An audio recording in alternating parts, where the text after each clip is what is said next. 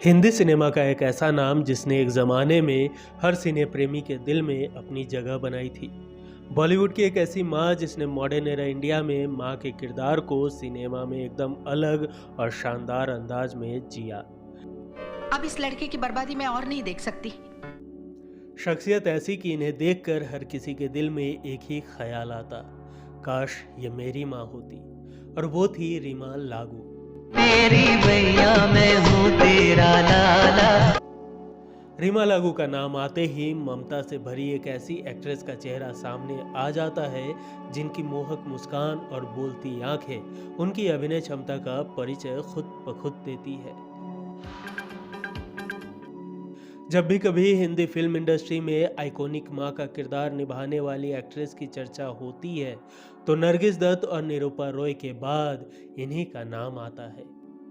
आज हमारे दिल में अजब ये उलझन है। यह मात्र 30 साल की थी जब से इन्होंने हिंदी सिनेमा में माँ का किरदार निभाना शुरू कर दिया। वे फिल्मों में सलमान खान, शाहरुख खान, काजोल, जूही चावला और माधुरी दीक्षित की माँ बनकर दुनिया पर छा गईं। नमस्कार, आप देख रहे की मीडिया और आज हम बात करेंगे रीमा लागू से जुड़े उन किस्सों के बारे में जिसे आप शायद ही जानते होंगे।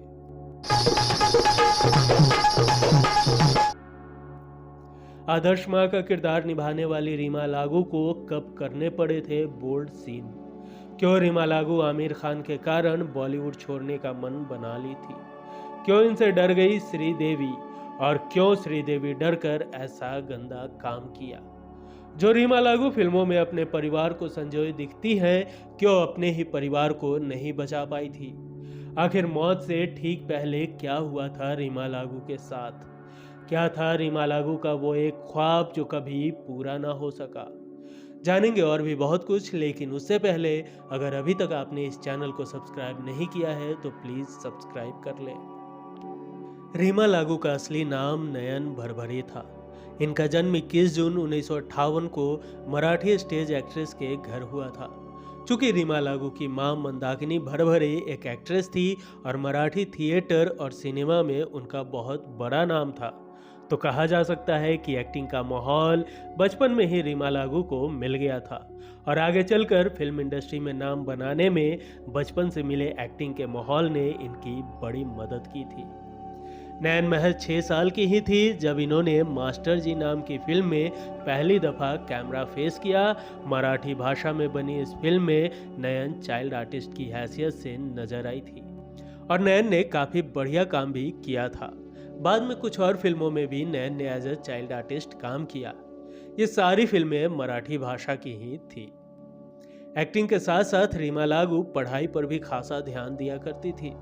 बतौर चाइल्ड आर्टिस्ट कुछ मराठी फिल्मों में काम करने के बाद नयन ने कुछ सालों के लिए फिल्मों से ब्रेक लिया और अपना पूरा ध्यान पढ़ाई पर लगा दिया। हालांकि इस दौरान उन्होंने थिएटर करना नहीं छोड़ा था। उन्होंने एमए की डिग्री हासिल की, जिसके बाद रीमा लागू की 1979 में बैंक में नौकरी लग गई। वो 10 सालों तक यूनियन बैंक ऑफ इंडिया की कर्मचारी रहीं। इस नौकरी के दौरान भी Reema inter bank cultural event में हिस्सा लेती रहती थी, जहां उनके अभिनय को खूब सराहना मिलती। नौकरी करते हुए ही रीमा ने साथ ही साथ टीवी शोज का हिस्सा रहना शुरू कर दिया था। नयन के ब्रांच में ही उनके साथ एक लड़का काम करता था, नाम था विवेक लागू। उनकी ही तरह विवेक भी थिएटर में बड़ी गहरी दिलचस्पी रखता था और समय मिलने पर उनकी ही तरह थिएटर भी किया करता था। थिएटर से विवेक का ये गहरा लगाव नयन को उनके नज़दीक ले आया। दोनों साथ साथ वक्त गुजारने लगे। कुछ नाटकों में दोनों ने साथ काम किया।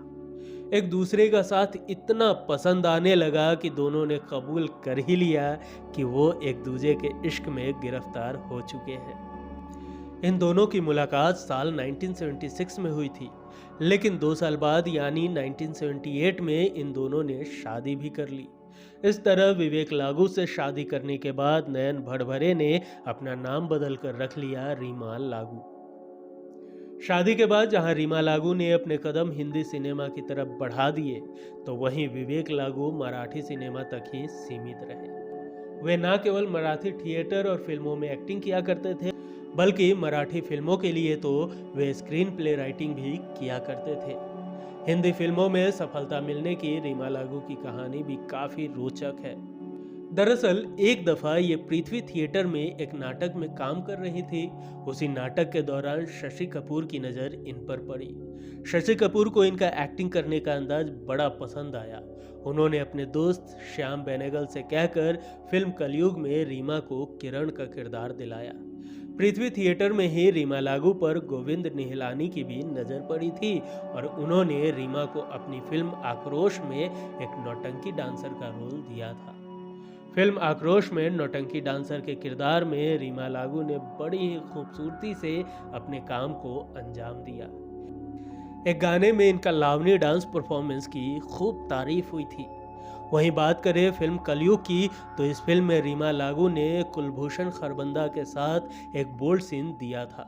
शुरू में रीमा को यह सीन देने में बड़ी ही दुविधा हो रही थी, लेकिन फिर जैसे तैसे उन्होंने इस सीन को निपटा ही दिया। करियर के शुरुआत में इन 2 बड़ी फिल्मों को करने के बाद रीमा ने कुछ और फिल्मों में भी काम किया। इनमें से कुछ में तो इन्होंने फिर से कुछ हॉट सीन्स भी दिए। रीमा कभी इस तरह का किरदार नहीं निभाना चाहती थी। वो इस तरह के सीन को सी ग्रेड फिल्मों की तरह देखती थी, लेकिन अपना करियर बनाने के लिए उन्होंने इस सीन को पूरा किया। लेकिन पहचान फिर भी रीमा लागू तक अपनी पहुंच नहीं बना पा रही थी। साल 1988 में रीमा लागू ने उस फिल्म में काम किया जो बेशक उनके करियर में मील का पत्थर साबित हुई, लेकिन रीमा लागू इस फिल्म से कभी खुश ना रही। यह फिल्म थी आमिर खान की डेब्यू फिल्म कयामत से कयामत तक। इस फिल्म में रीमा लागू जूही चावला की मां के किरदार में नजर आई। यह पहली फिल्म थी जिसमें रीमा लागू ने मां का रोल निभाया था। फिल्म जबरदस्त हिट रही थी और मां के रोल में रीमा लागू को भी हर किसी ने पसंद किया था। लेकिन रीमा लागू का कहना था कि कयामत से कयामत तक फिल्म में उनके किरदार के साथ वो न्याय नहीं किया गया जो उसे मिलना चाहिए था। साथ ही उनके किरदार को काफ़ी ज़्यादा काट भी दिया गया था। एक इंटरव्यू में रीमा लागू ने कहा कि उन्होंने कई सीन शूट किए थे, लेकिन फिल्म में वो नज़र आए ही नहीं। रीमा इस फिल्म के बाद इतनी निराश हुई थी कि उन्होंने बॉलीवुड छोड़कर वापस मराठी फिल्मों का रुख कर लिया था। लेकिन फिर एक ऐसी फिल्म आई जिसने वापस रीमा लागू को बॉलीवुड में खींच लिया। ये फिल्म थी सलमान खान की लॉन्चिंग फिल्म मैंने प्यार किया। इस फिल्म में रीमा लागू ने सलमान खान की मां का रोल निभाया था। ये फिल्म भी बहुत ज़बरदस्त हिट साबित हुई। रीमा लागू ने एक बार फिर से मां का रोल बहुत ही सशक्त तरीके से निभाया। रीमा भी इस फिल्म से खुश थी। मैंने प्यार किया से बॉलीवुड पर रीमा लागू का भरोसा फिर से लौट आया। आपको जानकर हैरानी होगी कि इस फिल्म में सलमान खान की मां को एकदम वास्तविक तरीके से निभाने वाली रीमा लागू असल जिंदगी में उनसे महज 7 साल ही बड़ी थी। फिल्म साजन में रीमा लागू ने संजय दत्त की मां का रोल निभाया था, जबकि असल जिंदगी में रीमा लागू संजय दत्त से महज 1 साल ही बड़ी थी। कुल मिलाकर रीमा लागू बॉलीवुड के 90 और साल 2000 के दशक में मां के रोल के लिए सबसे फिट एक्ट्रेस बन गई थी। साल 1993 में फिल्म गुमराह में रीमा लागू श्रीदेवी के मां के रोल में दिखी थी। लेकिन आपको जानकर हैरानी होगी कि श्रीदेवी उम्र में रीमा लागू से 4 साल बड़ी थी। रीमा 1993 की संजय दत्त और श्रीदेवी स्टारर फिल्म गुमराह में श्रीदेवी की मां के रोल में दिखी। इस फिल्म को करण जौहर के पिता यश जौहर ने प्रोड्यूस किया था, जिसके डायरेक्टर मुकेश भट्ट थे। फिल्म की एडिटिंग के दौरान जब श्रीदेवी ने इसे देखा तो उन्हें लगा कि रीमा की बेहतरीन परफॉर्मेंस के आगे उनका रोल फीका पड़ सकता है। श्रीदेवी ने बिना कुछ सोचे समझे फिल्म के डायरेक्टर महेश भट्ट और प्रोड्यूसर यश जौहर से उनके सीन कम करने को कहा। यश रीमा के सीन काटने के पक्ष में नहीं थे, लेकिन मजबूरी में वो भी इसके लिए राजी हो गए और फिल्म से रीमा के ज़्यादातर सीन पर कैची चल गई। फिल्म गुमराह से रीमा के सीन कटने का प्रोड्यूसर यश जौहर को बेहद अफसोस था। अपना मलाल दूर करने के लिए यश ने रीमा से एक खूबसूरत वादा किया। वादा ये था कि अब से यश के प्रोडक्शन में बनी सभी फिल्मों में रीमा ही मां का रोल निभाएंगी। वादे के अनुसार ऐसा ही हुआ और रीमा उनके प्रोडक्शन हाउस की फिल्म डुप्लीकेट, कल हो ना हो और कुछ कुछ होता है में लीड एक्टर की मां के रोल में दिखी। फिल्मों के साथ ही रीमा भी मां के रोल में हिट हो चुकी थी। फिल्म श्रीमान आशिक में तो जब लोगों ने रीमा लागू को ऋषि कपूर की मां के किरदार में देखा तो वो दंग रह गए। उम्र में ऋषि कपूर रीमा लागू से 6 साल बड़े थे, यानी कहा जा सकता है कि रीमा लागू अपने कैरेक्टर में इतनी गहराई से उतर जाती थी कि अंदाजा लगा पाना मुमकिन ही नहीं होता था कि उनकी असल उम्र क्या है। फिल्म हम आपके है कौन में पूजा और निशा की मां का रोल निभाने के बाद तो रीमा लागू एक तरह से अमर ही हो गई। ये फिल्म बहुत बड़ी हिट साबित हुई थी और रीमा लागू भारत के घर घर में एक आदर्श मां के तौर पर देखी जाने लगी थी। फिल्म वास्तव में रीमा लागू एक बार फिर संजय दत्त की मां के रोल में दिखी, लेकिन इस दफा मां का उनका रोल बेहद चुनौतीपूर्ण था। वो एक ऐसी मां थी जो गलत राह पर निकल चुके अपने बेटे को खुद ही गोली मारकर खत्म कर देती है। रीमा लागू ने इस रोल को भी बड़ी खूबसूरती के साथ निभाया था। ढेर सारी फिल्मों में काम करने के अलावा रीमा लागू ने कुछ बेहद यादगार टीवी शोज में भी काम किया था। इनका सबसे पहला टीवी शो था साल 1985 में ब्रॉडकास्ट हुआ खानदान, लेकिन इन्हें लोकप्रियता के शिखर पर बैठाया साल 1994 में प्रसारित हुई श्रीमान श्रीमती नाम के शो ने, और फिर इनकी लोकप्रियता में 4 चांद लगा दिए इसी साल प्रसारित हुए एक और टीवी शो ने, जिसका नाम था तू मैं। 90 के दशक में लोगों को आज भी रीमा लागू के ये दोनों शो अच्छी तरह याद है और पसंद होंगे। रीमा लागू का आखिरी टीवी शो था नामकरण। रीमा लागू की निजी जिंदगी के बारे में बात करें तो विवेक लागू से शादी करने के 10 साल बाद यानी साल 1988 की 29 मई को रीमा लागू की बेटी का जन्म हुआ, जिसका नाम रखा गया मृण्मयी लागू। बेटी के जन्म के कुछ ही सालों बाद रीमा लागू और उनके पति विवेक लागू के बीच अनबन रहने लगी। दूरियां जब ज्यादा बढ़ गई तो दोनों ने अलग होने का फैसला कर लिया। कोर्ट ने बेटी की जिम्मेदारी रीमा लागू को दी। बेटी के लिए रीमा लागू ने कभी दूसरी शादी नहीं की, न ही उनके पति रहे विवेक लागू ने उनके बाद किसी दूसरी औरत का हाथ थामने की कोशिश की। 80 के दशक के आखिरी सालों में अभिनेता शफी ईमानदार के साथ रीमा लागू के अफेयर की खबरें जरूर आई थी, लेकिन इस खबरों की सच्चाई क्या है ये कभी मालूम नहीं चल पाया। साल 2014 में रीमा लागू काफी वक्त बाद एक बार फिर अपने पूर्व पति विवेक लागू संग एक नाटक में एक्टिंग करती नजर आई। उस नाटक का नाम था दूसरा सिलसिला। उस नाटक को देखने के बाद कई लोग तो ये सोचने लगे थे कि शायद जल्द ही रीमा लागू और विवेक लागू ये घोषणा कर देंगे कि एक बार फिर से वो दोनों साथ आ चुके हैं, लेकिन ऐसा कभी ना हुआ। रीमा लागू की बेटी मृण्मयी अब काफ़ी बड़ी हो चुकी हैं, उनकी शादी भी हो चुकी है। मृण्मयी कुछ मराठी फिल्मों में एक्टिंग कर चुकी है और कुछ का उन्होंने डायरेक्शन भी किया है। रीमा लागू की इमेज बॉलीवुड में कुछ ऐसी बनी थी कि उन्हें हमेशा अच्छे और शरीफ महिला के रोल ही मिलते थे।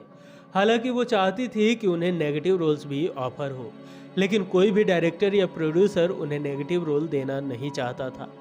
साल 2010 के बाद रीमा लागू ने फिल्मों में काम करना कुछ कम कर दिया था। वे किसी नेगेटिव रोल की तलाश में थी। उनकी ये ख्वाहिश पूरी की महेश भट्ट ने, जो साल 2016 में नामकरण नाम का एक टीवी शो डायरेक्ट करने जा रहे थे। महेश भट्ट ने इस शो में रीमा लागू को दयावंती मेहता के रोल के लिए साइन किया। इस शो में दयावंती का किरदार एक नेगेटिव शेड वाला किरदार था। रीमा लागू इस शो में अपने काम से बहुत खुश थी, होती भी क्यों ना, आखिर पहली दफा उन्हें उनकी पसंद का किरदार जो मिला था। लेकिन रीमा लागू की ये खुशी ज़्यादा न टिक सकी। इस शो के एक एपिसोड की शूटिंग के दौरान 18 मई 2017 को रीमा लागू की तबीयत कुछ खराब हुई। बेटी और दामाद ने रीमा को कोकिलाबेन धीरूभाई अंबानी हॉस्पिटल में भर्ती कराया। वहां मालूम चला कि रीमा लागू को एक माइल्ड हार्ट अटैक आया है। रीमा का परिवार हैरान था। रीमा को कभी भी दिल की कोई बीमारी नहीं थी, न ही उनके परिवार में किसी और को ये बीमारी थी। अस्पताल में डॉक्टरों की निगरानी में रीमा एकदम ठीक महसूस कर रही थी।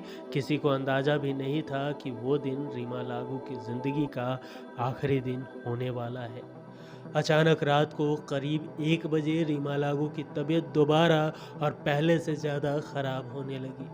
डॉक्टर्स ने रीमा को आईसीयू में भर्ती कर दिया।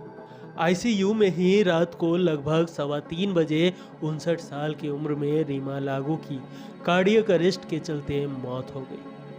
रीमा लागू की मौत की खबर ने न केवल बॉलीवुड को बल्कि सारे देश को स्तब्ध कर दिया।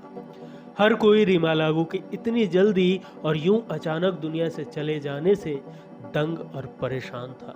लेकिन सच वही था, हिंदी सिनेमा की सबसे प्यारी और शानदार माओं में से एक रीमा लागू इस दुनिया से जा चुकी थी। रीमा लागू की मौत को लेकर उनके एक्स हस्बैंड विवेक लागू ने बताया था कि रीमा को हार्ट अटैक से रिलेटेड कोई शिकायत नहीं थी। यह बहुत बड़ा झटका था। जब रीमा ने बेचैनी की शिकायत की तो बेटी मृण्मयी और दामाद विनय वैकुल उन्हें अंधेरी के कोकिलाबेन अस्पताल ले गए। तब 1 बज रहा था और उन्हें लगा कि देरी करने से अच्छा है कि अस्पताल में जांच करा लेनी चाहिए। ऐसा लग रहा था कि जैसे उन्हें एसिडिटी की वजह से दिक्कत हो रही थी। अस्पताल में जब रीमा को एडमिट कराया गया तो ईसीजी की गई, तब पता चला कि उन्हें माइल्ड हार्ट अटैक आया था। वे आईसीयू में एडमिट थी। विवेक बताते हैं, मृण्मयी और विनय ने हमारे फैमिली डॉक्टर से संपर्क किया और सब कुछ समझाया। इस दौरान रीमा को नींद आ गई और उन्होंने खर्राटे लेने शुरू कर दिए। तभी अचानक उनका पल्स रेट और ब्लड प्रेशर बहुत बिगड़ गया। डॉक्टर्स भागे लेकिन उन्हें बचा नहीं सके। उस वक्त सुबह के 3:20 बज रहे थे। रीमा लागू का अचानक दुनिया से चले जाना बहुत लोगों के लिए एक सदमा साबित हुआ था। आम लोग ही नहीं, कई फिल्मी सितारे भी रीमा लागू की मौत से बहुत दुखी हुए थे। रीमा लागू जैसे शानदार अदाकारा की जगह कभी कोई नहीं ले सकेगा। आपको रीमा लागू जी का कौन सा किरदार बेहद पसंद है, हमें कमेंट कर जरूर बताएं। वीडियो पसंद आई हो तो एक लाइक जरूर करें। मिलेंगे अगले एपिसोड में फिर किसी दिलचस्प किस्सों के साथ। तब तक के लिए नमस्कार।